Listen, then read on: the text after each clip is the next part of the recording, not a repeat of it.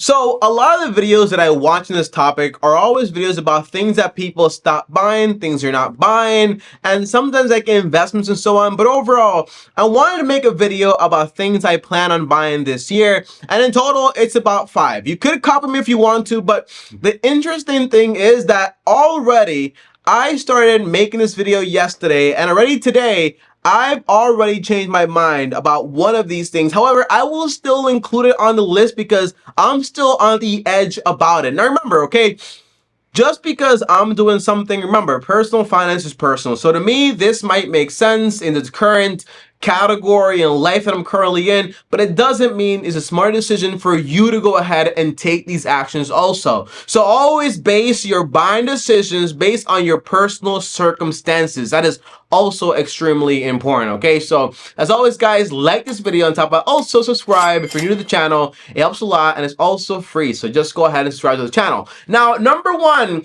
is the one I actually changed my mind about. By the way, I'll be going from assets to liabilities to things that I may be buying but may not be buying, okay, or things that may be putting my money into or may not be putting my money into. Okay, so it's not just assets I'm buying, but it's also some liabilities too, because those things also exist. And the first one is a liability, and I'm trying to buy a car this year, but I changed my mind. So here's the story.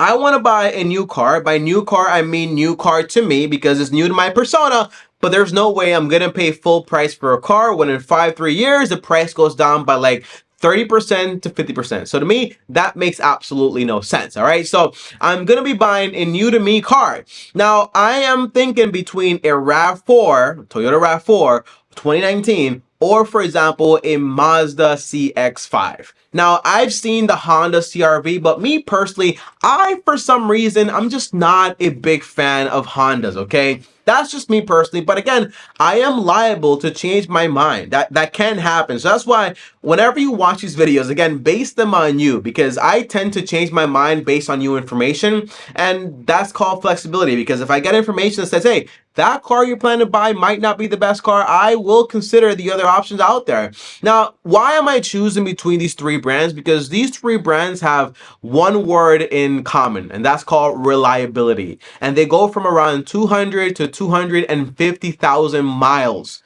That's like the lifespan of these cars, not the price, obviously, but the lifespan. Now, here where I'm currently at, you know, I can basically get a RAV4 for like around $30,000. That sounds crazy, but it's because of the import taxes on these prices, on these vehicles, okay? Here in Dominican Republic, it is so expensive, all right? Now, I can possibly get a Mazda CX-5 2019, 2018 for like around $25,000. Oh, a little bit more reasonable, but it's still so expensive relative to everything else.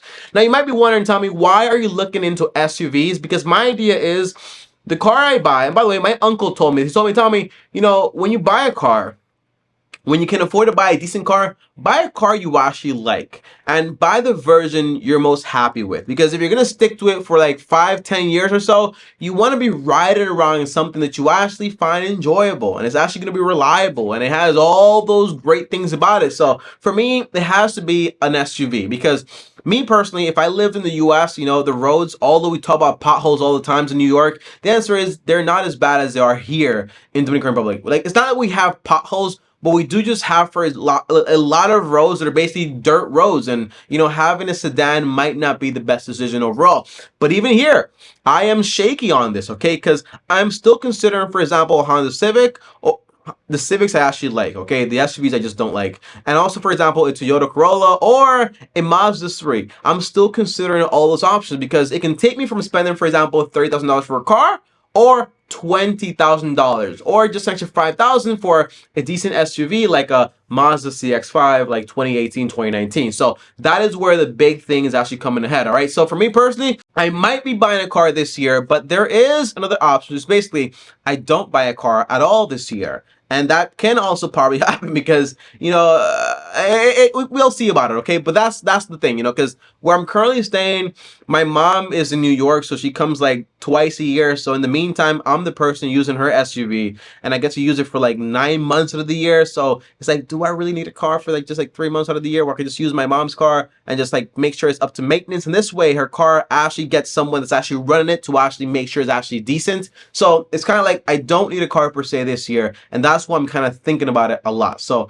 possibility is I'm not buying a car, but I really want a car. All right. But it's like I'm not buying a car potentially. That's the one way. That's the one thing I should change my mind on. Now, number two, guys, is I actually want to buy around 157 shares of VOO. It's an ETF, stands for the Vanguard S&P 500, and it's basically invested into the 500 largest companies in the US. And the answer is, why exactly do I want to do this? The answer is, my goal for a long time now has been to get to around 1,000 shares of around of VOO. Now, this basically means that I can basically make just on dividends around $6,000 every single year. Like once I actually buy 157 shares, I can actually get around 6K every single year on dividends, which is actually pretty great. Now, this basically means if you're getting actually 6,000 divided by 12, that's around, for example, $500 every single month just on dividends from your money.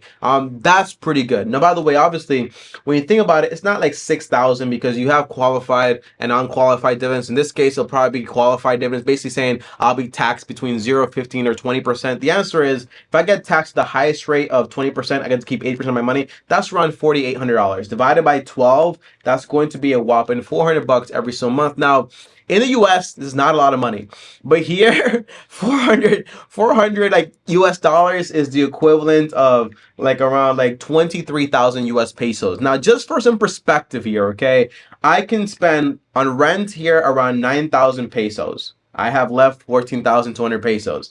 I can spend around $10,000 on food per month. I have left 4,200 pesos. Okay, so it's like it is a lot of money here, and it goes a long way. So just on dividends, I could potentially get really close to just living on dividends and calling it a day. Okay, so that's really why. Now, how much money is this? It's a good amount of money because right now one share of VOO is around $369, I think it is.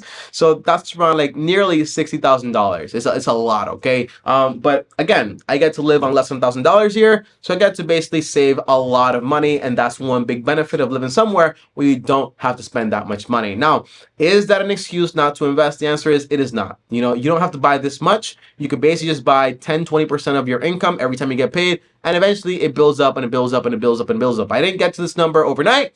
I've been investing since I was around 19 years old. So keep those numbers in mind and keep that time also in mind. Now, number three is I actually want to go ahead this year and make an investment or a donation to my church. And you might say, Tommy, well, that's not really buying anything, right? Well, it is in a sense, because, you know, it's like an investment in the church, you know, my local church. Now, I won't say the amount because I don't want to make it sound like, oh, you know, I hear how much money I'm putting into the church and I should be like super fat. I don't care about that stuff, okay?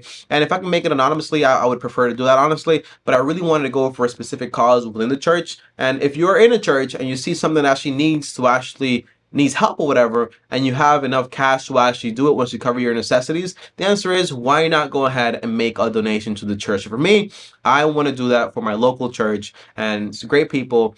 It's a great reason, and it's for the kingdom of God. To me, that's awesome. By the way, I'm not being coerced to do this, which is very important, and I'm doing it because I actually want to do it. You know, the worst thing is when you're in a church and they coerce you to give money. That's not what's happening here. But that's just something that I really want to do for God. Now, number four is a potential something I actually want to buy, which I have not talked about this here on this channel, but I'll talk about it, okay? It's actually, man, did I say that? Sheesh. That's heavy, you know, because I don't want to, you know, I could say like I don't want to jinx it, but you can jinx something that's like bound to be. So if it happens, it happens. If it doesn't happen, it doesn't happen. But I'm really looking forward to potentially this year buying an engagement ring. You know, that's something that I'm looking forward to actually doing. Now, it's not like saying I'm looking forward to buying an engagement ring without a prospect. Obviously, you gotta have a prospect in order to even think about these things, but that's what I'm mostly looking for this year to actually invest money into. Now, here's one thing that I will say, okay? For some reason, a lot of folks think that you need to basically put down like 3 months of your salary to do this, or 1 full month of your salary, or a bunch of money. My general rule is, however much money you're putting down, make sure you're paying cash for it. And you don't need to go crazy expensive on these things, because in reality, you know, the size of the ring is not correlated with the amount of time in the marriage or the success of the marriage. I think Dave Ramsey says all the time, he found this study that showed that basically the bigger the ring is, usually the less likelihood that the person's actually going to stay married, which is actually pretty crazy. Okay, so the goal is for me, get an engagement ring. The price is really irrelevant, and I don't really care about prices that much, but you buy a good decent ring. You pay cash for it, of course, and this way you're not really like one of the worst things is I see people all the time, they get married, they spend a bunch of money on a wedding, and they basically borrowed all that money, and now they get to start this new life with a bunch of debts from this one day. And that's not really what you want to do. Now, number 5, guys, and the last thing here is some potential real estate. Okay. Now, I say potential, I say maybe, I say probably. It's like one of those things like the car I'm thinking about. But the idea is if I can buy, for example, 60K worth of real estate here and get, for example, a 7% return, that's around the equivalent of around $350 per month, which is actually pretty good. But again, like I showed you guys before, that is a good amount of money, right? Just to make. But then when you're dealing with real estate, you're dealing with maintenance, you're dealing with, for example, not being able to rent it, so vacancies, and you also are dealing with like people, and that could be very complex. That's really why I like stocks, because it's like, hey, it's not really that much maintenance of upkeep. You're just using your capital to work for you. But whenever you put your money into an asset that requires people intervention to actually make you money, and you're the active person actually doing all that stuff, it gets a little more complex. Okay, so that's why I'm kind of saying maybe, and it's also like a fixed thing. I buy an apartment, you can't just take the money out whenever you want to. That's one big proponent. And my thing is, whenever you buy something, you pay cash for it. The only thing I would finance would be like my personal home, and even then, I wouldn't finance it more than a third of a monthly income, like the payment, no more than a third of a monthly income on a 15-year mortgage, putting down 10 to 20%. That's my general rule. But those are 5 things that I'm looking forward to actually buying this year. But there are still things that, I don't know if I'm actually going to be buying or so. Okay, so the car is like really up in the air. I could probably squeeze out another 2 years without a car, honestly. And that means like 2 more years having that much money to invest and to just have that money make me more money, which is great.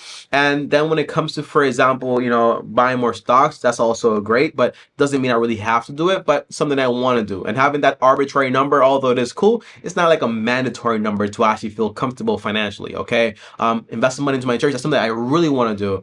I'm very passionate about, so that's something that has like the most likelihood of actually happening this year. And on top of that, number 4, which is like a wedding ring, that's what I'm looking forward to, obviously. But God knows, and He knows, like He has all the control over that stuff. So I'm kind of like looking forward to it, but it's really like according to the will of God. And then number 5, which is basically buying some real estate.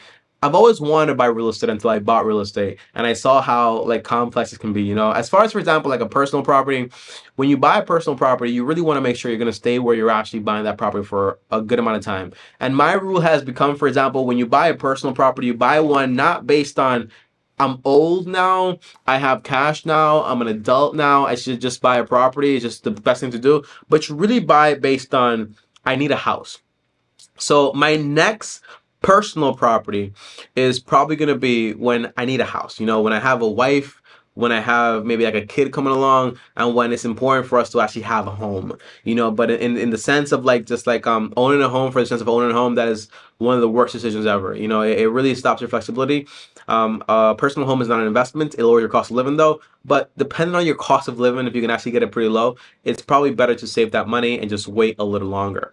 That's also very important. That's why I say, personal finance is personal, and that's why you want to run all your numbers. I highly recommend you read the book The Psychology of Money. It's a great book. Also, I Will Teach You to Be Rich by Ramit Sethi. That's also a great book. And also Money Makeover by Dave Ramsey. Also a great book. I tell you to read these books not because like this video is not sufficient, but because it's important, like all the ideas I give you guys from this small video, which is like not that long, it's important that you go out there, you do your own research, so you actually understand where these ideas come from and why they work the way they work. So yeah, that's basically it. Used car,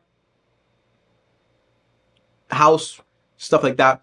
But let me know, guys, exactly what are the things that you're actually looking forward to buying this year, whether it's a liability, whether it's an asset. And obviously, the only reason I'm considering to buy a car is because, I have no debt anymore, which is awesome. Cleared debt a long time ago. It feels amazing. I haven't think about things like that. I have a fully funded emergency account. I have my investment account. I have a paid off home, which I'm trying to sell right now because I'm not currently living in Puerto Rico anymore. So there are a lot of factors here. So I wouldn't go ahead and try to do things without thinking about other things. So I wouldn't be trying to buy a car if I had a bunch of debt. I wouldn't be trying to buy a car if I had a bunch of if I didn't have an emergency account per se. So it's like step by step, but you get ahead. All right. Thanks for watching, guys. As always, like, subscribe, hit the bell so you're notified, and comment down below what are the things that you're actually looking forward to actually buying this year, and the why do you actually want to buy them. If you're saying property, I want to buy a house, rental property, why, and can you afford it? That's important. Thanks for watching. Like, subscribe, hit the bell so you're notified, and peace.